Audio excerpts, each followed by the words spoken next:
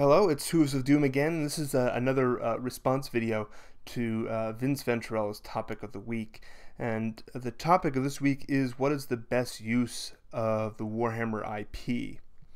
I think, as we know, GW makes quite a bit of its income now through the application of its IP through other products and through other companies. And these franchise games are a big component of their income at this point.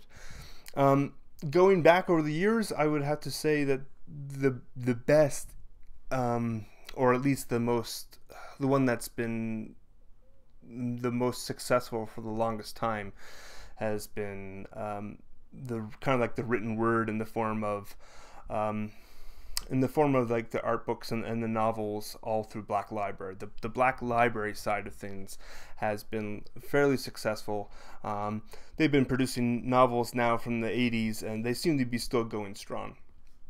And at this point, I think that that's where a lot of the IP is actually being made. It's largely through the Black Library, and a little bit less from like the rule books. It definitely, like the books for campaigns and gaming are definitely contributing to that a lot. But the novels at this point, I think, are a really intricate part of the GW business strategy.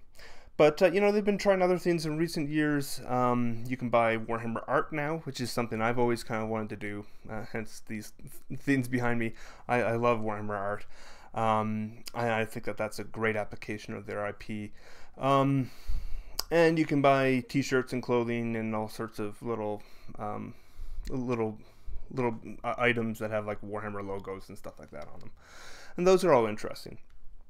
So I'm going to go through a couple different uses of the IP, and just kind of go through them, and then I'm going to give you what I think is probably the best application of it.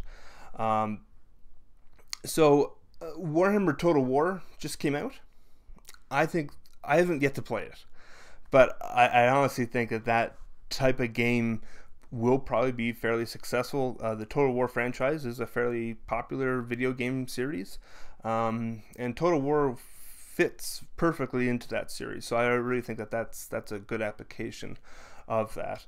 But since I haven't played it, I can't quite argue it's the best application. Vince's choice was Warhammer Online. It's a good game, definitely. But like a lot of the IPs, through other companies, they make Games Workshop a little bit of money, but in the long term, they've not been that successful. And Warhammer Online kind of fits into that. I mean, it certainly couldn't really compete against like World of Warcraft or anything like that.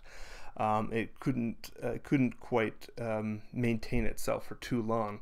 I played Warhammer Online as well, and Vince had this little war band of goblins that are all named after pickles, and they probably massacred me a number of times, and I just didn't even know it because I didn't know Vince back then. But it was a fun game. It's difficult to argue, for me at least, that it was the absolute best application. But like I said, I mean, most of their application of their IP have not necessarily been commercial successes over an extended period of time.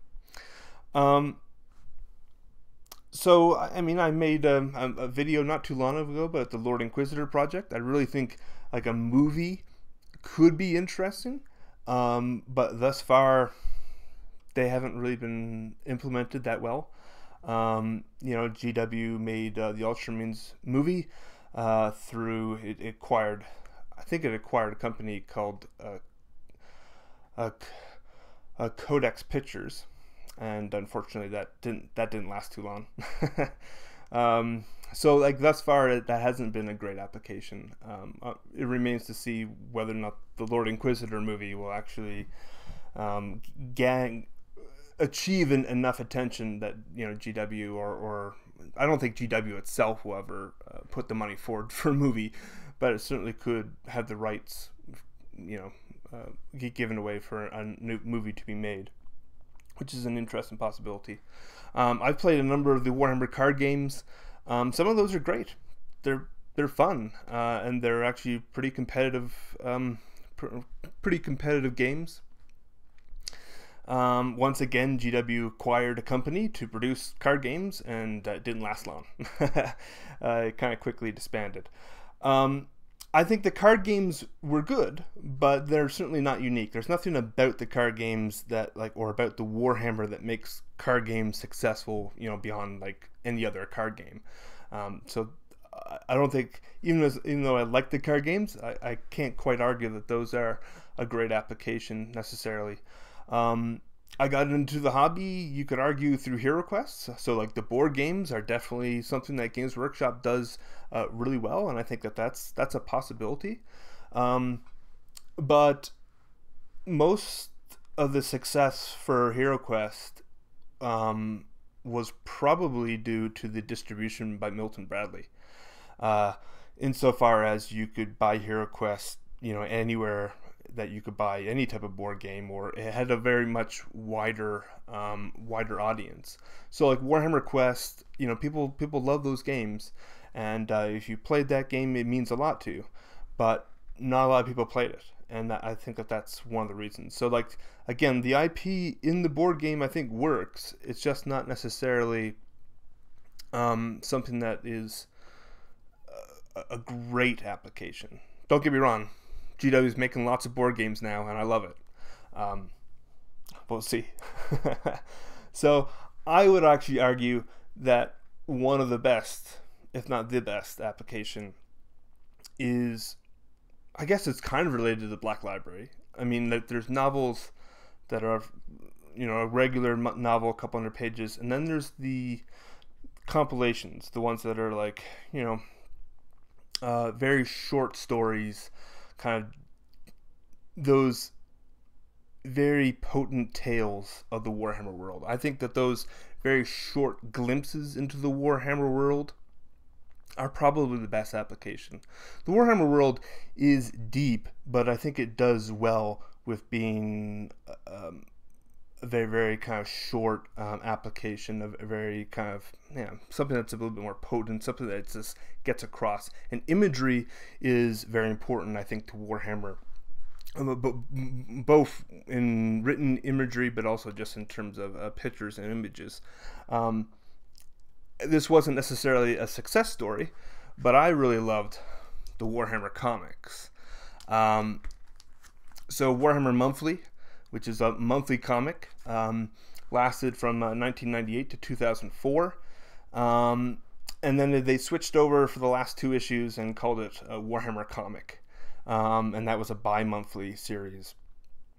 And then it folded. This is all produced by Black Library. Those were great. They're not each Warhammer Monthly takes 3 or 4 different storylines and continues them.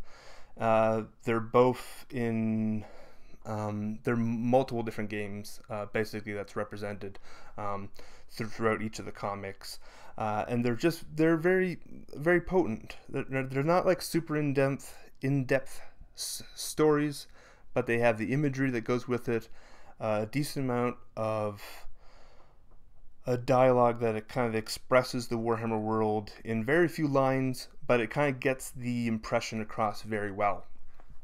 And after Warhammer Monthly stopped, they did produce a few other comics through a couple different comic book companies, I guess, notably Boom. But luckily, it looks like the comics are coming back.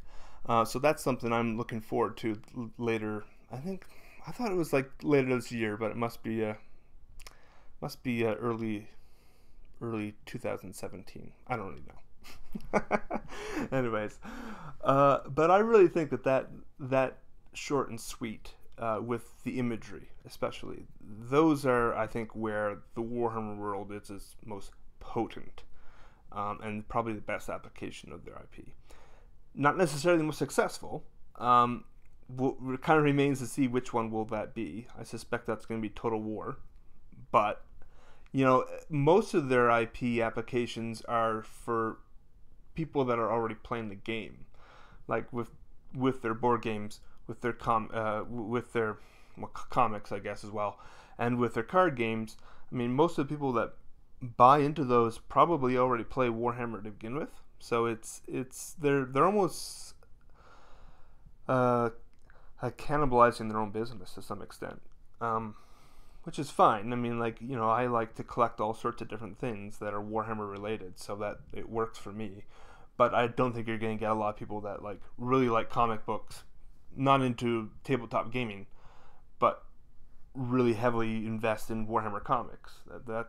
I mean, there probably are a few like that, but it's probably a rarity. And it's the same with the card games and things like that. Interestingly, something that really combines both the movie aspect and that comic visuals have been the last two videos on Warhammer TV. If you watched the one for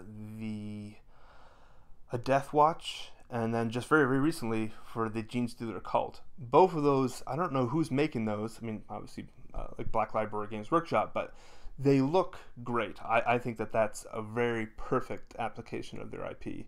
It has the visuals, it has the music, it has that perfect tone that really demonstrates what the Warhammer world is about, and what each of the different, well, in this case, what the Gene Stealer Cult and what the Death Watch are all about. Awesome. I love them. So more of that, Games Workshop. All right.